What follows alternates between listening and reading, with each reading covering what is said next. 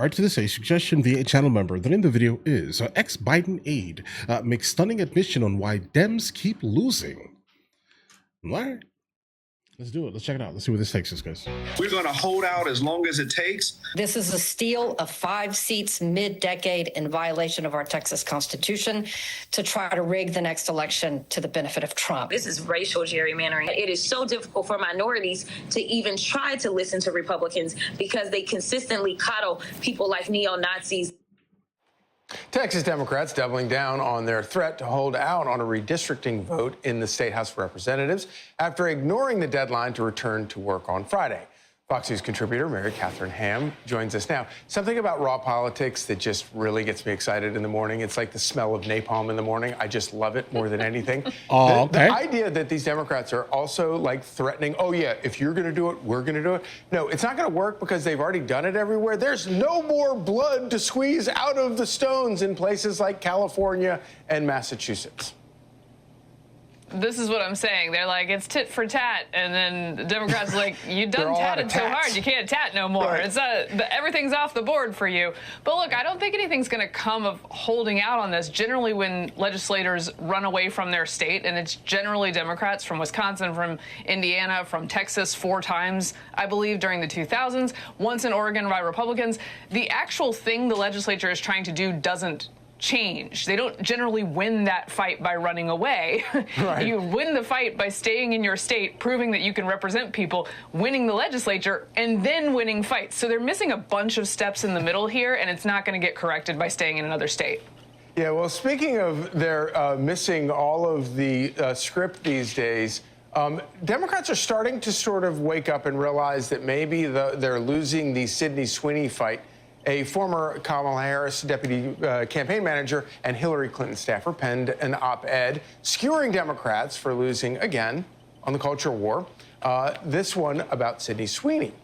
He says, the Sydney Sweeney saga shows why Republicans keep winning. Democrats will struggle until the media ecosystem changes.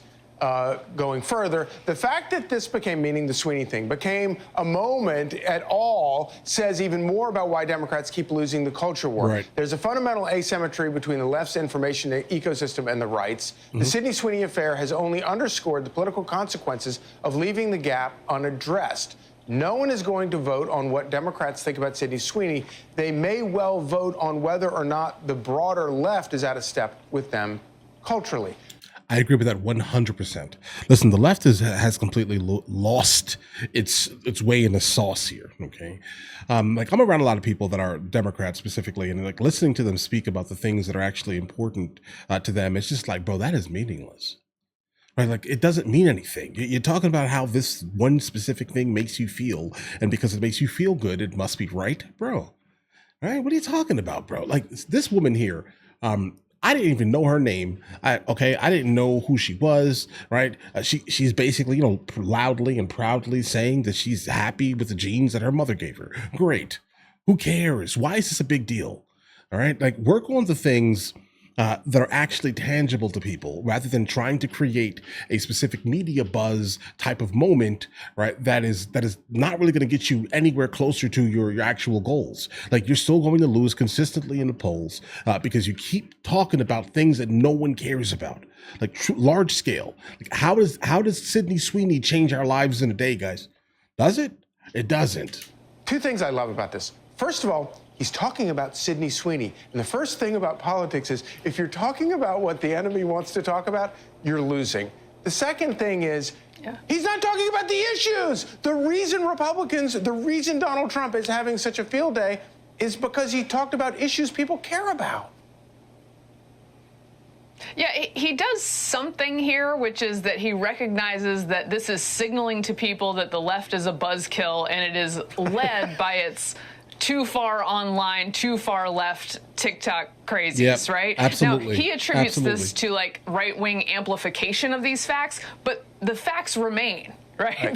The fact that you're a buzzkill was not created by us. Y'all own most of the mainstream media. The issue is that the mainstream media follows the TikTok crazies, and then the American people are like, no, we think that's crazy. So that's what's happening here. But you're right. Is he addressing kitchen table issues? No, he's saying we need to build a different media ecosystem, which is funny because, again, they own most of what has existed up until now. The problem is that what has existed up until now, Colbert being a perfect example, has failed to entertain or inform or be trusted by the American people. So now they listen to other sources, and those other sources don't do crazy things like say Sydney Sweeney is a problem, right? Everyone else looks around and is like, I don't think this is a problem. You're a Nazi if you think Sydney Sweeney's hot. Yeah. I mean, or you just like plain looking women. I mean, that's a thing, right? If you like that type of thing, then you just like that type of thing. I look at her and I don't understand it. Okay, when I say it goes over my head, I don't get it, bro. But if you like it, I'll like it for you. That's kind of where I am with specifically Sydney Sweeney. But either way. It's just silliness all around. And Truly. I think there could be a point that a lot of this is more TikTok voices than it is mainstream voices. But Good Morning America was the first place I saw a segment on this where they had a professor on to explain why the TikTok crazies were correct. Exactly. Wow. See, and this is the thing here. When you allow people to have like these whisper networks, let's say, like TikTok is, the culture on TikTok is hot garbage. All right. So when I say to people, why I don't actively post and do all these things on TikTok is because I don't like the people that are there large scale, like the ones who are there and comment and all these other things. I'm like, bro, I don't want to hear you. Like, listen, you're angry at nothing, but acting like it's everything. Like the world is about to end. Okay. All right. This girl here, this young lady, right? She says that the mother gave her the genes that she has, and that she feels as if she's like super hyper attractive. All right, that's good. I think everyone, for the most part, needs to have that type of vibe if they're going to go through a world that absolutely picks on you for your appearance consistently. If that's your thing, right? I love the fact that you are that confident, and the agency that hired her the same. They feel as if she is aesthetically pleasing in all the right ways, right? And so that's the thing. It is what it is. If you are attracted to this to her, then you're okay, bro. I don't care. What does that have to do with me? Nothing. Oh, this talks about eugenics. Bro, what are you talking about?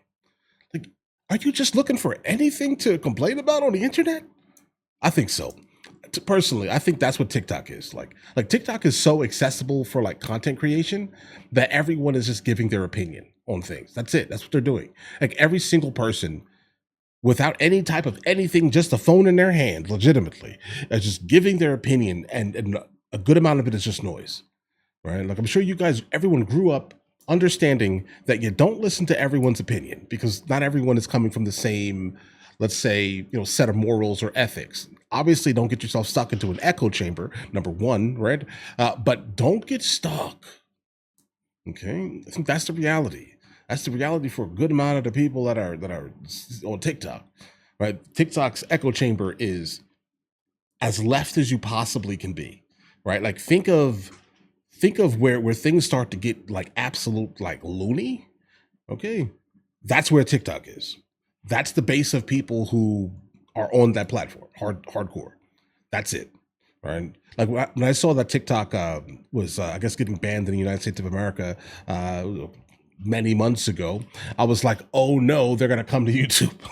I was like, oh no, they're gonna come to YouTube. They're gonna be here, right? They're gonna be here, and they're going to be talking their crazy, like I hate men, right? Like that type of stuff on YouTube, hardcore, large scale. That's basically what TikTok is, right? And complaining and like a whisper network to whisper to people internationally, and a whole bunch of literal nonsense. Now, guys, I live half the year in Spain. I can definitely tell you one thing regarding TikTok and the proliferation of it, and the ideas and ideologies are now being spread to like Spain, and there is a massive cultural issue in some countries when the women of the country start acting like the women in America. Okay, large scale at least. It's a problem, guys. It's a big problem. Let's just say that there. It's not working. It's not working out well for many women around the world because of what, you know, TikTok has pushed throughout the globe here, guys. So be careful out there, guys. I mean, not everyone on the planet is as open and willing to try, let's say, new systems and ways of doing things, and infrastructure is set up for them to actually step into. If that makes any sense. Be careful, because you're getting a lot of people, you know, hurt, let's say. But either way, guys, listen, don't listen to me. I'm just a random on the internet. All right. But all right, listen, you guys all have an absolutely amazing day. Enjoy your day thoroughly. If you guys are new here, please like and subscribe. In the meantime, I will catch you guys later.